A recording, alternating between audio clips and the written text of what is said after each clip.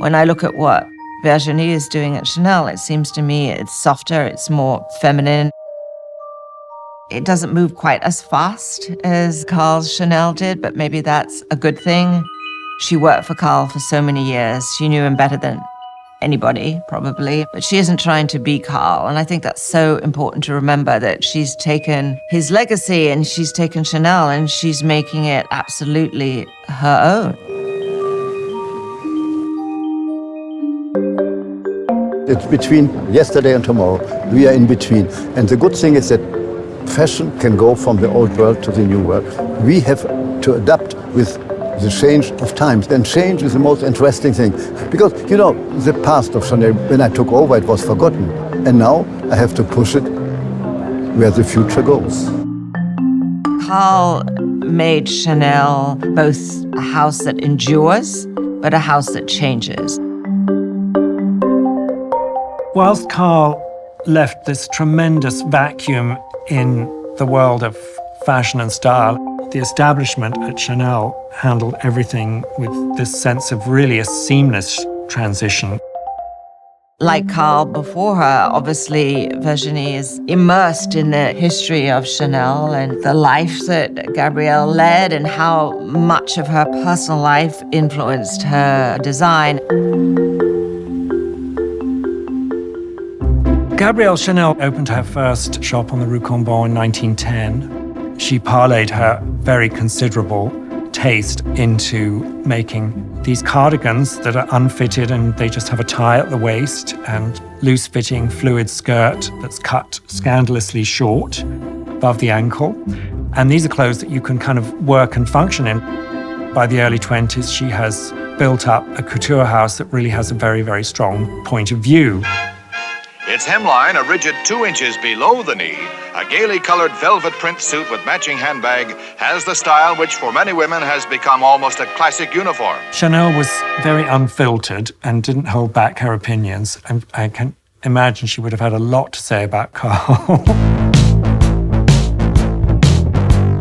Everybody designs for an idea of a woman. The other woman can identify with it, like it or not like it, buy it or not buy it. Chanel was good for Karl, but of course Karl was extraordinary for Chanel. He just had this unbelievable instinct for absorbing the zeitgeist. When I came here as a kid, I expected Chanel to be really serious and stuffy. And then as soon as I came, it was like this fun family atmosphere. Karl and everyone made me feel very welcome. He embraced everything. He followed culture, he followed film, he followed literature. He loved society, he loved grand houses. But he also always was watching what was happening on the street.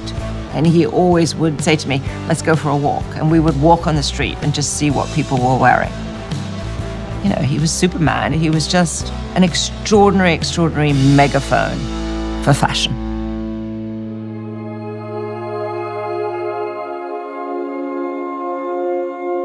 When we heard about Karl passing away, we were in shock.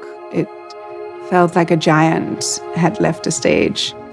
He was so witty and sharp and funny and open. I mean, he was the first to bring the street to the catwalk and really, really influenced every part of fashion. He's irreplaceable. I mean, there just is no one else like him. And I think for people that maybe don't know Karl or didn't know Karl as well as I did, because I was so lucky to know him over so many years, that there was a very vulnerable side to Karl, and I just felt so privileged to be inside that circle. We genuinely had a friendship. I certainly miss our conversations. I miss his honesty. I miss his exuberance. I miss his wicked sense of humor, his love of gossip. I miss everything about him, really. It was not a relationship that I'll ever be able to replace. With him passing, it's a beautiful legacy that he leaves, which lives side by side with Gabrielle Chanel's legacy.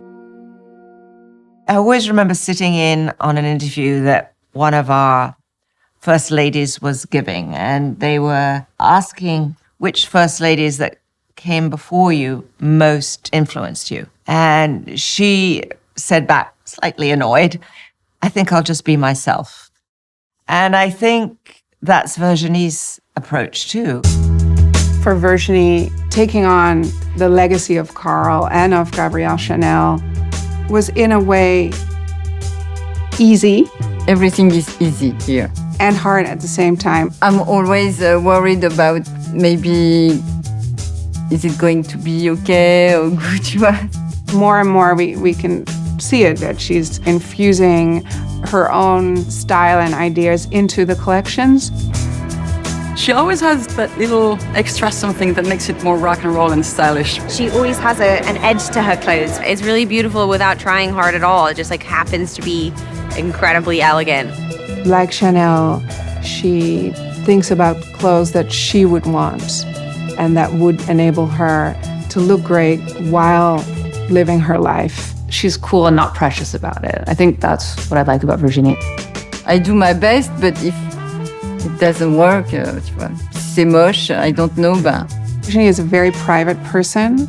You have a life in the country as well. Yes. And that's a simple life. Also. And she has a kind of cool exterior because she has a mystique, which I respect. You're kind of like a sphinx of fashion. Ah bon? Yes, I think so. I like simple things, you know. I like to look at things that I know, but after 1 year, you see them in a different way. She wants to communicate through her work. I find it so modern, I find it so now, to put into the light just the process of creation and the teamwork. She's not in it for the fame, for the attention. She just wants people to feel good in what she makes. She loves to go into deep conversations, she loves to talk, she loves to listen to you, to watch you move, and that takes time. What she also learned from working with Karl is this idea of, it's only fashion. It's not brain surgery. Not saving people. We don't save lives, so let's have fun. And tomorrow we make something else. It's very playful when we work with Chanel.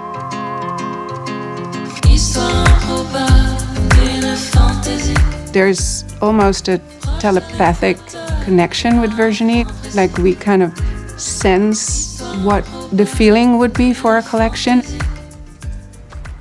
She's much less fashion reference. We would go like, oh, remember this movie from the 70s? And, when she crosses the street, she's wearing this coat with that bag and whatever. And for her, it's much more, no, remember that feeling when you would go to a club and you're wearing this amazing new coat and it's super hot in the club, but you don't want to take your coat off. You just keep it on and dance the whole evening.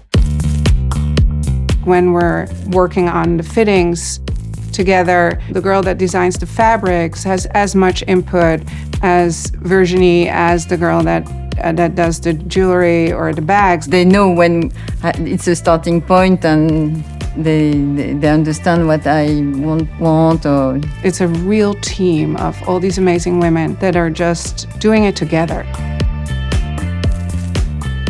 I was thrilled when Virginie asked me to come be a part of it. For me, the couture is such an incredible tradition that I'm happy that still exists, and nothing else is like that. And it was fun to see Virginie's references. There were images of Gabrielle Chanel at balls and costumes.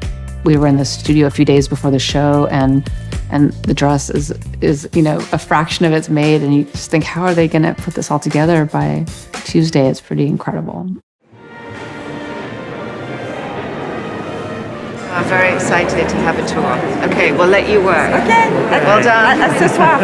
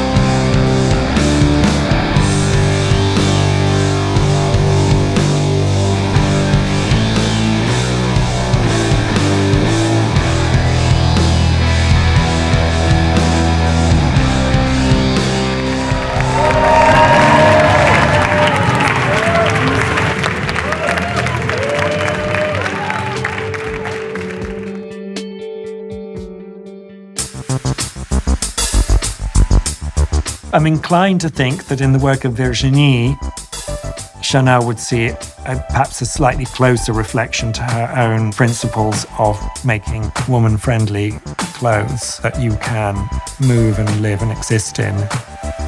I think she would certainly see a shared mindset of a woman designing for women. I'm doing things with heart, and it's the only important thing for me.